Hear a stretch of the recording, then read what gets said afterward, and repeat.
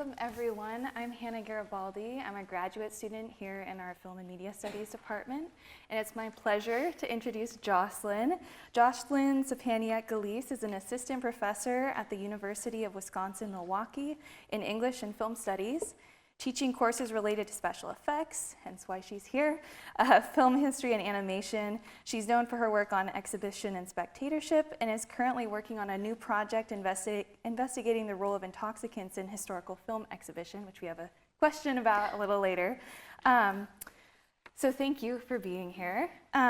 So my first question, I want to start kind of at the basics, but it might be a deceptively simple question for you. But what do you consider to be a special effect? Sure. I first want to say thank you so much to Hannah, thanks to UCSB, and very, very special thanks to Patrice Petro, a brilliant scholar and a wonderful friend, for bringing me here. So, when we talk about special effects, they're always kind of deceptively simple, right?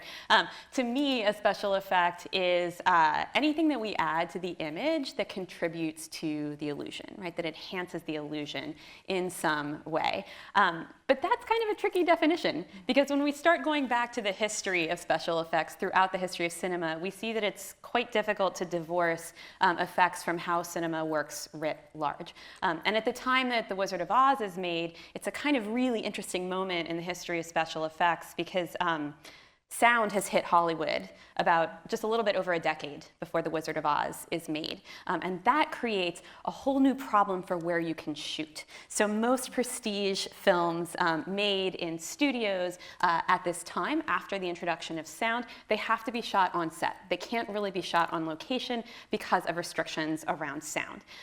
So at this moment in time, special effects departments begin to expand like crazy. So at MGM in particular, at this moment, you have a special effects department, which oversees everything from rear projection and miniatures, and then an optical department, which oversees mattes, matte paintings, all of that, and of course the makeup department as well. So we begin to see that there's so many departments just at one studio focused on special effects and focused on enhancing that kind of an image. Wow, okay, so that's really interesting. And we'll get into more of the specifics of matte and everything in a second.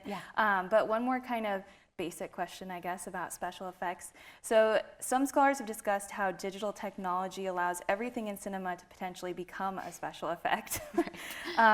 Does viewing a historical film like The Wizard of Oz simplify our ability to distinguish what is and what is not a special effect? Right, and of course, I'm a film historian, so I'm going to say yes and no, right, to both. It's both. But I think when we look at historical effects, it enables us to see how much labor and intensity have always gone into creating the moving image. So when I teach the history of special effects, I always show my students The Great Train Robbery, the Edwin S. Porter film from 1903, because that has the first instance of a special effect used for a practical narrative purpose. And it's a composite shot where there's a train engineer employee working at a desk, and behind him there's a window where there's a train going by. And that's an early composite shot, which means two shots made at different times that are then together in the frame. And my students still have a hard time seeing that that's a special effect. So when we go back and look at something from unbelievably 1903, right, and it's still very difficult to take apart that illusion, we begin to understand how the moving image in general is entirely an illusion of great effort and great labor. And then we're able to see that the digital is actually part of a continuum, right? It's a continuum of constructing illusion that starts very, very early on in the history of film. Yeah. Wow, that's fascinating. Especially going back to very early Edwin S. Porter. I mean, that's very beginning. Yeah. So it's working so interesting. with, exactly. And I guess, I mean, going back to the kind of historical context, do we need that historical background to really appreciate practical special effects like those we saw in The Wizard of Oz? Right. I think it really helps us because I bet I could ask most people in here how something like The Witch's Crystal Ball was done, and we still wouldn't be able to answer that. Right. So knowing how it's done does allow us to appreciate what's on screen a little bit more. Or knowing how things like it can also give us insight into different people in different portions of the studio and what their kind of work was on a film like this. So we might say, okay, The Wizard of Oz, it's made by Victor Fleming. But that then ignores the kinds of people that were also working on this film. People like Vera Mordaunt, who was the head of the dyeing department at MGM in the 1930s. And a bunch of women worked under her who all dyed all of the colors and shoes, everything, every bit of fabric with color on it that we see on screen, they worked on that. Right?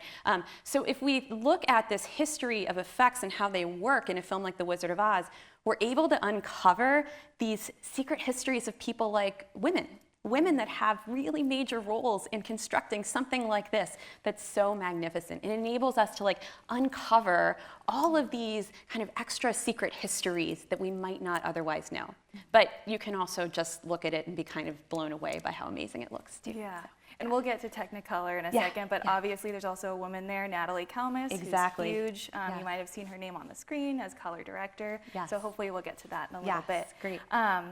But going directly to The Wizard of Oz specifically, given that we just watched the film and it's fantastic to see it on the big screen, I want to ask you about some of the historical innovations that were pioneered or utilized to full kind of spectacular effect within the film, kind of answering the question, how did they do that?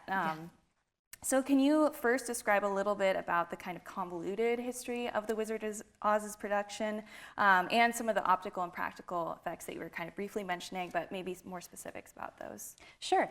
This is a film with a really, as you say, Hannah, a really convoluted production history. In 1938, Mervyn LeRoy and Arthur Freed, who both work at MGM, they convince MGM to buy the rights to the novel. And part of the reason they're able to do that is because Snow White comes out in 1937 and is a massive success. It makes Disney a ton of money. So they say, well, we can make a ton of money with this product as well.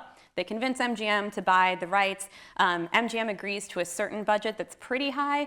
By the time the entire movie is done, it costs $2.7 million and took 22 weeks of shooting. And if you compare that to how much a prestige film cost at MGM at that time, generally around $400,000 and about a month of shooting. So this was a completely outrageous, undertaking, just absolutely massive. And as a matter of fact, the movie doesn't make back its budget for over 20 years. It takes over 20 years to make it back. It's kind of a failure. So yeah, imagine that. So we have this totally overblown thing that's made. Arthur Freed, who later becomes his unit at MGM, becomes famous for making all sorts of colorful, spectacular musicals at MGM later into the 40s. He thinks this is a great star vehicle for a very young woman who has recently been put under contract at MGM, Judy Garland. He thinks this is the way we're going to make her into a big star, which is absolutely what happens. So that's part of what's going on at MGM at that particular moment. They're trying to cash in on what's happened with Disney and trying to make this big prestige drama. But at the same time, there's this really incredible special effects technician who is overseeing the FX department by 1936, and his name is Arnold or Buddy Gillespie, who we saw in the credits. And Buddy Gillespie has this massive career in Hollywood. He works on over 600 films. He works with Cedric Gibbons, who designed the Oscar statuette, all sorts of amazing stuff. So we have Buddy Gillespie overseeing effects, and we have a really wonderful optical department as well. They had to figure out how to do a lot of different things for this production. So I'll give you just a couple examples of what some of the effects are. So the crystal ball, as I suggested earlier, that is done it's relatively simple for an effect. It's relatively simple. It's a giant glass bowl, right, like a large bowl with the curvature facing the camera. And inside that bowl, there's a little teeny tiny screen. And the optical department had pre-shot footage, so of the witch or of the Cowardly Lion, of M, whoever is appearing in that. And they project the footage into a mirror that's set at a 45-degree angle against the screen in the bowl. And then when it's projected into this little tiny screen, the bowl makes it magnifies the entire image, right? And then makes it look round and makes it look like a crystal ball. Right? which is pretty impressive. The cyclone is probably the most famous effect from this film, and that is done with a 30-foot muslin, kind of like a sock, like a giant sock, that was rigged up by a gantry at the top, and then a little tiny, like a car on tracks at the bottom. And then they had a pan of fuller's earth, which is a kind of powdered dirt. So when they ran this down the track, the top spun and the bottom spun in slightly different directions, and it created what looked like a cyclone with all of the kind of dirt kind of flying up into the air at the same time. And then that was rear projected behind Dorothy running or Auntie Em running. So that's the cyclone, which was a really massive effect at the time. What else is really interesting? The flying monkeys. Mostly they're little tiny miniatures, about 6 inches large, hung by like thousands and thousands of wires, and then some actual actors in the foreground who were generally always like falling off the wires and so on. Always pretty dangerous to work at MGM in 1939. And then what are some other interesting ones? There's so many really fascinating ones, but one of the simplest ones is actually the wizard, who is done very, very easily. That's just a double process shot, which means that they shot the image of his face talking and then just printed it on top of the other footage of the wizard's throne room. So that was a really, really simple effect, even though it's one of the most impressive ones. Wow. Yeah. And what about the Wicked Witch of the West and her melting sequence? Yeah. Because I know there's probably going to be questions about that. Yeah. Are there any details about that particular moment? That one is one of the simplest effects. It's just a little like elevator in the stage. So they just lowered her. They had her costume kind of like taped down and just lowered her down. Okay. Right? It's all Margaret Hamilton's pretty fabulous performance. Wow. Yeah. Oh my goodness. Yeah. So one of the most, I think, iconic moments is actually one of the simplest. It's actually one of the simplest. But then, an image like all of the friends like going down to the Emerald City, that's pretty complicated because that's done with a matte painting. Right? Wow. So the Emerald City itself is, with a matte painting, you have like the camera and you block off part of it, and you shoot, people, your quartet of friends like walking down the yellow brick road, and then you've blocked off part of the image, and that part of the image is then there's a painting that's done by matte painters, and then the part that's already been shot is blocked off, so it's not exposed, and then you expose the negative to the painting that's been painted by the matte painters. So that image of the Emerald City is actually shot at a different moment in time, but it's shot on the same reel of film, on the same negative. And MGM did like amazing matte paintings that were really different than other studios because MGMs were made on black backgrounds with crayon pastels. So they have this like really rich like children's book kind of soft look to them that was quite distinctive for the studio. Wow, yeah. Wow. So in terms of all the special effects that you've just listed, what is particularly special about how these techniques were used within this film as compared to other films which were also using, some degree of those special effects at that time? Yeah, I mean, MGM was known as just this prestigious studio that made beautiful pictures. More stars than there are in heaven was their tagline, of course, at the time. But they also just had kind of some of the best people working. It was an incredible assortment of genuine professionals and genuinely skilled technicians and a lot of union labor. So I think what we see in The Wizard of Oz is an example of how like a lot of really skilled people with access to a lot of resources and a lot of money can work together really professionally, really knowing what they're doing and make something really exquisite. Like it's totally professional. Yeah, and the funding definitely with MGM was there. Yeah, the funding helps a lot. Yeah. Money always helps. Yeah, and maybe going a little more abstract here, but what allows special effects to have such a strong impact? Is it really the effects themselves kind of isolated in that moment, or is it really with the combination through the story? Kind of looking at Wizard of Oz as an example of that. Yeah, Wizard of Oz, which has like basically no narrative tension, right? It's like, is there a story? Kind of. It just sort of goes in a straight line, right? So I think this is an example of where it's all about the effect. And in fact, that's what critics said at the time. So think about like what critics say about like the Transformers films, right? They're nothing, they're just explosions, there's no story, it's just spectacle. Well, that's basically what critics said about The Wizard of Oz when it came out, right? It's just spectacle, not much there, right? It's just a studio trying to wow us with all of this money and effects technology. And that's something, so that's a rhetoric that we see in a discussion about special effects from as early as The Wizard of Oz all the way to now, right? Yeah. That's always this question about, is it the effects? Is it the story? Well, it can be both. Why not go see the movies for both? And I know Technicolor came across the same issues when you read Yes. any review almost Yes. for any Technicolor film of that period. Yes. Definitely like, oh, they're just highlighting all the color. Like they're Right. just doing it. Yeah. Exactly, Yeah. which we see here. I mean, Yes, it's yeah. garish, Yeah. right? It is over the top, Yes. outrageous. But when Yeah. there's new technologies like Technicolor, Yes. right? If you look at films that are made at a moment when a new effects technology becomes possible, they really foreground that effect because it's like, we're putting so much money into this, you better pay attention to it, right? Yeah. Yeah.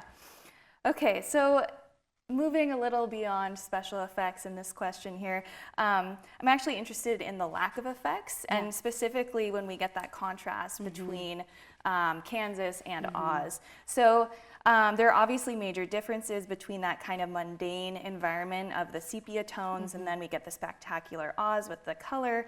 And also, Dorothy's tame appearance was actually supposed to be exaggerated and doll-like, and that was changed. So how does this contrast, and in certain cases, the absence of special effects, contribute to the narrative of this film? Yeah, it's a really wonderful question. I think that contrast is absolutely necessary here, right? Because we have, Dorothy in this kind of banal Kansas setting. That's realism in a way, right? As you well know, Hannah, Technicolor at this moment signified fantasy, romance, like nostalgic historical narrative, anything kind of like that. And so if we want to see something in the real world in 1939, it should be black and white, or in this case, black and white film that's then run through a sepia dye bath. So we get this wonderful kind of contrast where we enter into the world of fantasy. And just a quick note about that shot when Dorothy moves into Oz for the first time. That's actually a double with a separate sepia-toned costume and all painted in sepia makeup, because there was no way to do a shot that combined black and white imagery run through a sepia dye bath with Technicolor at the same time. So that's a little kind of fascinating moment. But when we think about this kind of a contrast, to me, it plays kind of like going to the movies. Right? It's like we live in our kind of banal lives that aren't so exciting. And then for a little bit of time, we go into this land of color and magic. And eventually we come out and we're a little bit changed, but we also appreciate the place in which we live. And I think that's part of what The Wizard of Oz does so beautifully, is it makes us reflect upon what it's like to go to the movies. That's really interesting, and especially it being an MGM big, Yes. big flick. Yeah. Yes. So definitely they're going to want to show that ostentatious kind of. Yes. Yeah. Yes. Yes. So in terms of, I want to go into a little bit about maybe unlikely effects or things we might not expect to be effects being used within this film. And I'm going to go to Technicolor here. Yeah, great. Just because that's my background. So it's kind of impossible to avoid talking about Technicolor with this film. So could you provide some of the historical context and describe how this film employs the famous Technicolor package? Sure. Wow, yeah. Where do we start with Yeah, I Technicolor, know. right? In this moment when The Wizard of Oz is made, there's not that many Technicolor movies being made, right? Because the corporation's been in existence since the mid-1910s, but they've been kind of making these kind of janky versions of Technicolor for a while. Finally, in 1932, the Technicolor Corporation is able to make 3-strip Technicolor, which is what we're really familiar with and what we see here in The Wizard of Oz. But it's still kind of hard to manage. It's still a little bit, cinematographers aren't totally sure how to work with it. So it takes quite a long time for the studios to really get used to how to handle it. And in 1932, Walt Disney, who was one of the most brilliant businessmen in Hollywood history, he signs a contract with Technicolor, an exclusive contract. So he becomes the only animation studio that has access to Technicolor for 3 years. And what results out of that? Snow White, because he has all this time to experiment and then is able to make the first feature-length Technicolor cartoon. And this, of course, is a major, major inspiration for The Wizard of Oz because it makes boatloads of money, and studios love making boatloads of money and figuring out how to do that again.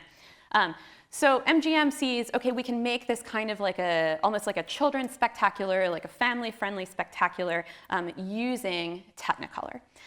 So they bring in the Technicolor Corporation for this film, and at that moment in time, that meant renting Technicolor cameras from the corporation itself. So the Technicolor camera is a very specific, very onerous kind of piece of equipment that involves like multiple strips of film running through at the same time. 2 pieces of film are bipacked, meaning their emulsions are touching in the camera, and another piece of film is also in there, and they're registering different color records. There's a whole system of prisms and mirrors that separate out the different dimensions of the spectrum within the camera. So in order to make sure that the film is being shot properly, Technicolor would insist, okay, we're going to rent you the cameras, but you also have to have technicians on set. Because The Wizard of Oz takes so long to film, of course this results in tremendous amounts of spending just on the camera and the Technicolor technicians who are there. In addition, at this moment in time, the Technicolor process is still a really low-speed film, meaning that it requires a ton of light, right? It requires just so much light. And by 1938, there's like a slightly higher speed Technicolor film, but at this moment, it still requires tons and tons of light. So that means there's banks of arc lights all over the set, and the actors are sweating buckets, right? Like especially poor Bert Lahr, the Cowardly Lion, who's wearing like real lion fur and is just like sweating his face off, right? Under these massive, massive banks of arc lights. So it was a tremendous undertaking, a massive kind of situation to use Technicolor for a production of this kind of size. It also meant you generally couldn't do things like rear projection. Right? And you certainly couldn't do things like traveling mats, which is where you could insert a figure into a background that's already been shot. It's not really possible with Technicolor until about a year later. So the effects technicians had to find other ways of doing the kinds of effects that they wanted to do that wouldn't necessarily involve things that were only possible with black and white film at that moment. Wow, so some of it, like one effect leads to changes in other effects that are being used, and that creates like a massive puzzle and very complex in how to work around that.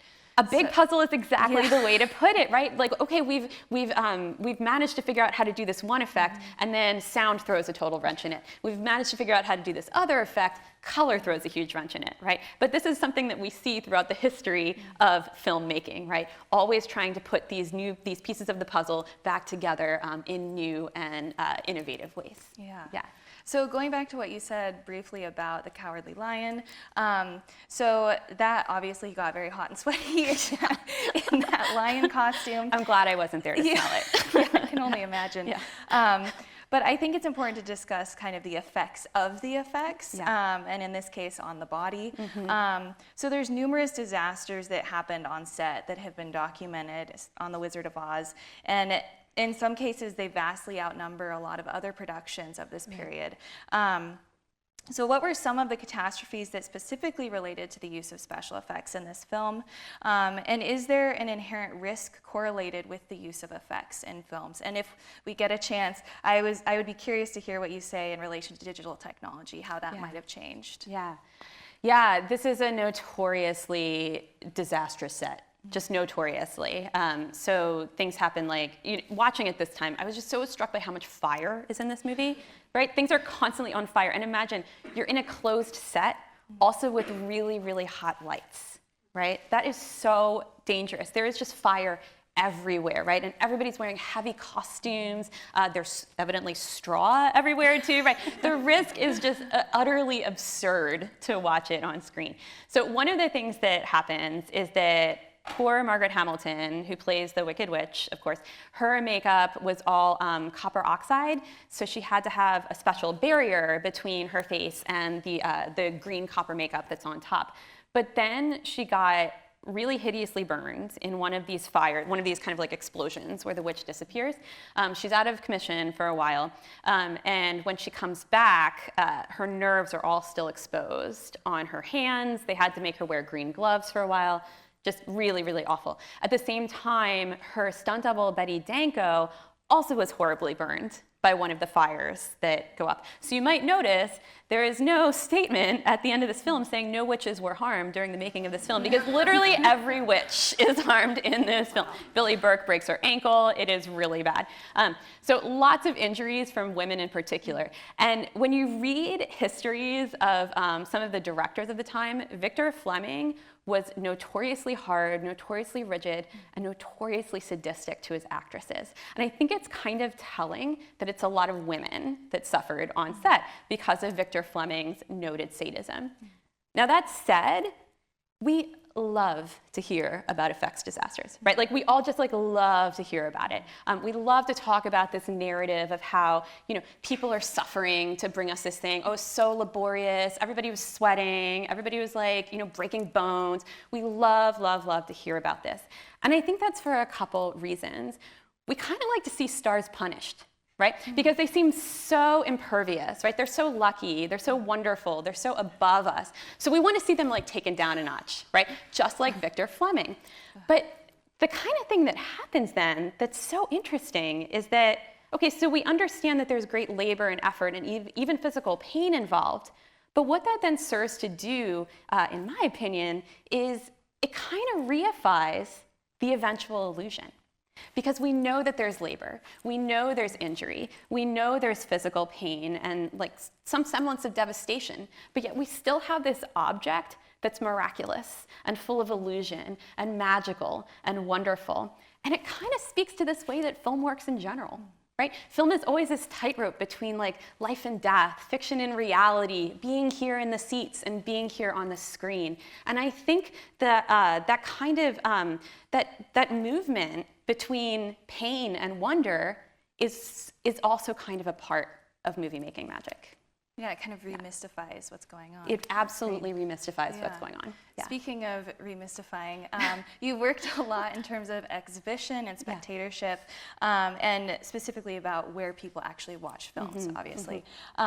So how does where we see The Wizard of Oz influence our interpretation of its special effects? Yeah, this is a really special case because most people did not really experience The Wizard of Oz on the big screen, right? Of course, it's designed for the big screen, but that wouldn't necessarily be where most Americans got their taste of it. Instead, we mostly got our taste for it on TV, right? Because MGM sells the rights to CBS in the 1950s, and then it begins to show annually. That was one of the options that CBS got, was they could show it annually, like on holidays. So that's where most of us have had experience with seeing The Wizard of Oz, even though it's supposed to be this big screen spectacular.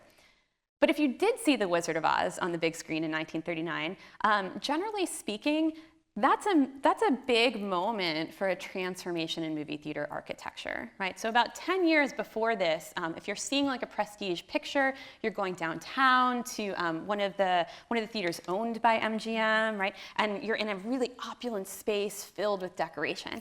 But in the 1930s, this starts to change, and there starts to be more building of modernist, stripped-down theaters that instead enhance your immersion in the film. So think about the space that we're sitting in right now, which is really lacking in decoration, right? There's really nothing to distract your eye when you look around. So all of us then are sitting looking forward at the screen.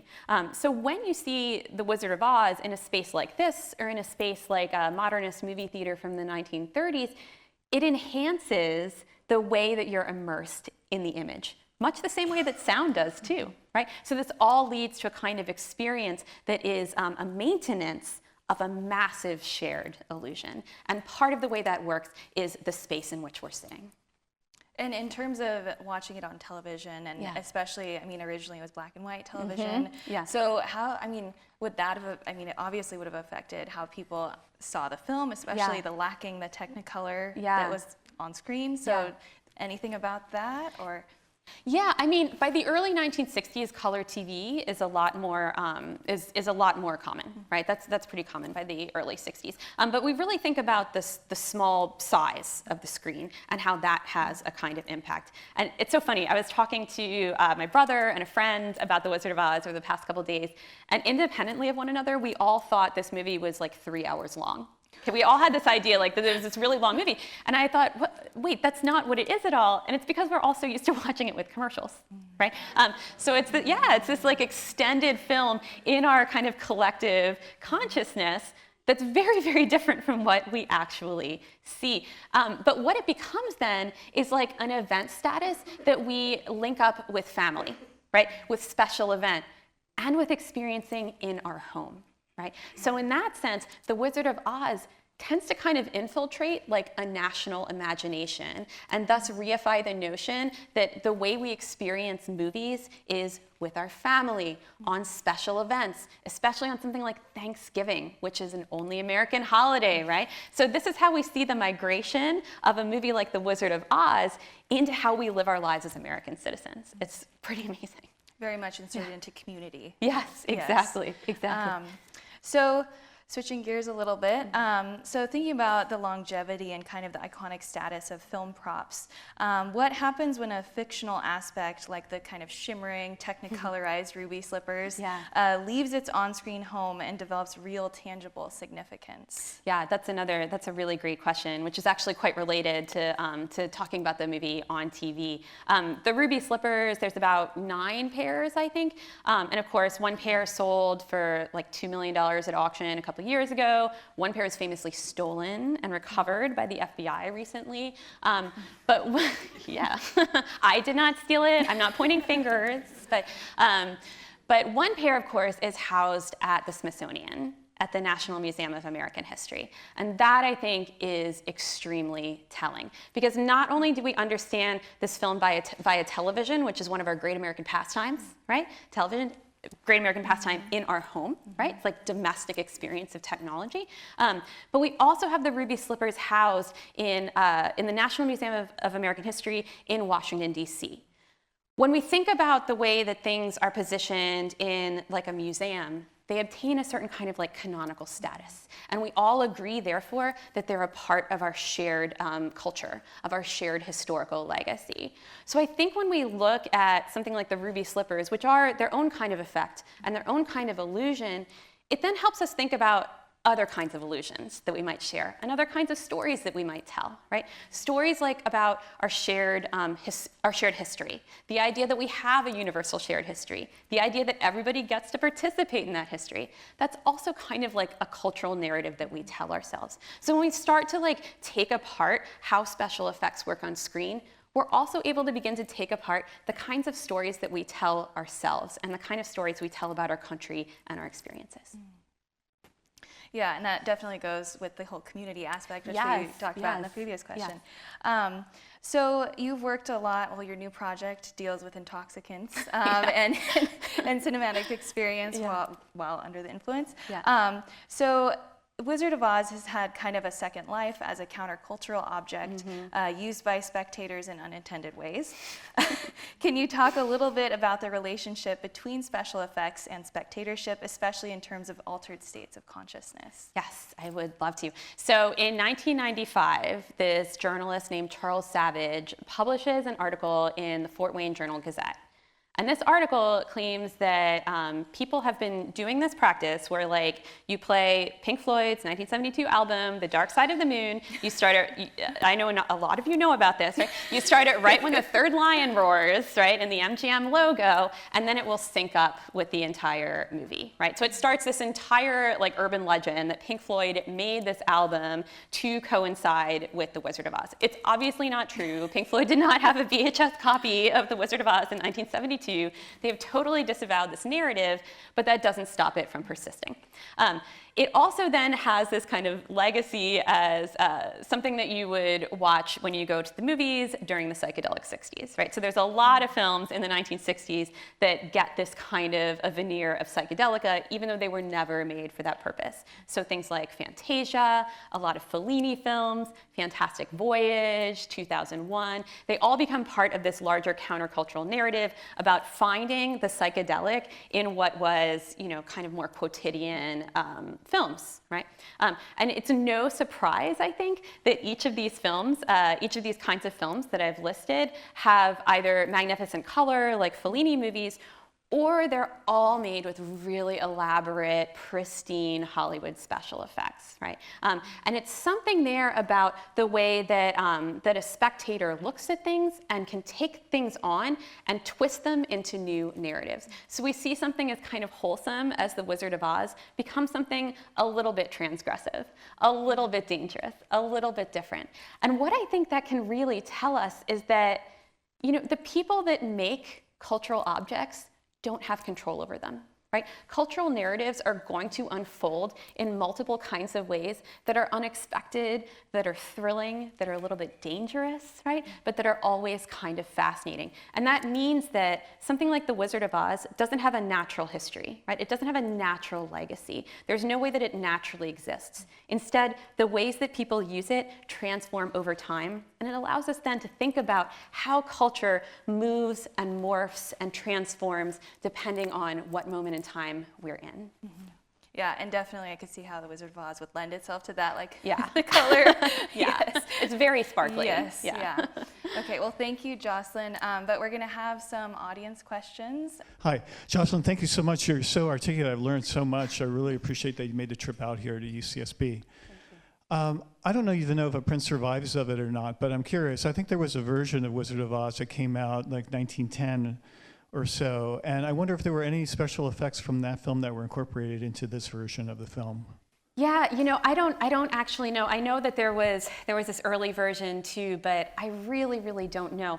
That said, in the 1910s, there would be some kinds of effects that we would still see kind of used in different iterations at this point. So like composite shots, right, would still be used in the 1910s, and we could then use composite shots later. What I think is really interesting, one of the many things that's really interesting about this question, though, is that it gives us insight into how effects persist over time. So even like in the digital era, right, we think it's like, oh, massive revolution, like nothing like this ever occurred since, it just totally exploded filmmaking. But if we look at the kinds of terms that are used in digital effects, things like keyframes, right, or mattes, or green and blue screen, these are all very early effects techniques, right? So there's a legacy of effects that reaches back, all the way back to like the late 19th century, all the way through to today. It enables us to see that there's this entire continuum, right, of filmmaking that builds on different practices over time. So you mentioned immersion earlier, Yeah. And that's like obviously a very common discourse around special effects, but what I find really interesting about this film is that it's not quite as straightforward an immersion as, say, something like IMAX. And I was just wondering if you could speak a little bit to that like contradiction or tension in the text of the film. Sure. Well, IMAX too. Okay, so IMAX. Sorry, also, it's not that simple, but No, absolutely. I'm just thinking about it because there's this dream of having gigantic, like utterly enormous screens, basically since cinema begins, right? There's this dream of making like an absolutely massive, immersive screen, right? The bigger the screen, the more immersion that's possible, right? So The Wizard of Oz is not made in a moment when like widescreen technology is taken off. That doesn't happen until the mid-1950s, right? But it's still a moment when people are thinking about these kinds of things. But I think you're absolutely right that this is a slightly different kind of immersion. And the kind of immersion here, I think, is really about constructing, it's like a spectatorial contract, right? It's like you're sitting here and I'm going to show you something fabulous. And if you just sit there and be quiet and pay attention and look forward, I will show you an entire new world that you've never seen before. And in a way, the kind of like the bookending structure of The Wizard of Oz, which is another way that it's similar to something like Snow White, right? Because Disney movies always start with the book opening up and then the book closing. So we have a similar kind of structure here, and that signals to us, now's the time to pay attention, right? Start going into the fantasy world, and Kansas kind of functions in that way here. I think this film kind of tells us, if you're willing to go along with this Kansas moment and just stay with us, we're going to show you something like you've never kind of seen before. So in a sense, I think it's providing a kind of pedagogy to the spectator, like just keep watching, just keep still, just keep quiet, and I'm going to show you something wonderful. All right, I have one quick question too, which I think is a relatively simple one, but I, a couple weeks ago, went and saw a 20th anniversary screening of The Matrix, and obviously, you know, the big special effect that kind of exists in that is the bullet time, and I remember the way in which that special effect just proliferated around, not only in films in serious ways, but also in comedic ways. And I was wondering, out of The Wizard of Oz, was there one special effect that really became the iconic thing at that time, or that got picked up in the culture and kind of repeated a number of times in different spaces? Or was it really kind of more of just a grouping of effects that no one really stood out? Yeah, I mean, again, The Wizard of Oz has such a strange cultural currency, because we think of it as like, oh, everybody in 1939 just freaking loved this movie. But that's not, it really didn't gain any sort of notoriety or any sort of major cultural valence until it shows on TV. And it shows regularly and becomes a part of our lives. So I think, you know, in 1939, I can't think of something that would have been like so stunning besides the use of Technicolor, right? Technicolor is such a massive kind of aspect of that. But I think that why it then becomes so important later in the 1950s and on is that the effects are a bit dated by then. Right? They're a little bit dated. They're not as impressive. You know, you can do traveling mats with Technicolor by the early 1940s. So even by then, it's kind of dated, right? It looks kind of dated. So instead, the effects become this kind of aspect of nostalgia, right? They become this nostalgia for a Hollywood that once was, right? Or Dorothy in Kansas becomes like a nostalgia for America, for an America that never was, right? Like a simpler America. We're always dreaming about that, right? That's like the constant rhetoric throughout the history of this country. We're always dreaming of this America that never really existed, and The Wizard of Oz provides that for us. As well, the legacy of Judy Garland, right? We see her here, she's this innocent 15-year-old, right? But she has such presence, right? She's such a magical figure who then, of course, experiences such great tragedy in her life. So rather than an effect that kind of lasts, I think it's actually about nostalgia and about dated effects, and that's what's so powerful about the film. And I'm so glad you bring up The Matrix, though, because that's another, bullet time is also an effect that comes from animation. Right? It's an effect that comes from animation. It's done, versions of it are done in very, very early approaches to animation with keyframing and in-betweening. It's really based on assembly line animation practice. So that's another example of something that seemed so radical. I mean, I remember going to see it and I was just like, oh my God, I've never seen anything like this before, right? It's like amazing. But it actually comes from a really, really old history of assembly line animation production. But yeah, I would say, I mean, the reason that people loved this film in the 1950s was nostalgia. It was already nostalgic by the 1950s when people see it, right? It's all about this dream, this shared dream that we have of a version of America, which is also, of course, always a version of Hollywood. Okay, can I get a round of applause for Jocelyn? Thank you so much for being here. Thank you.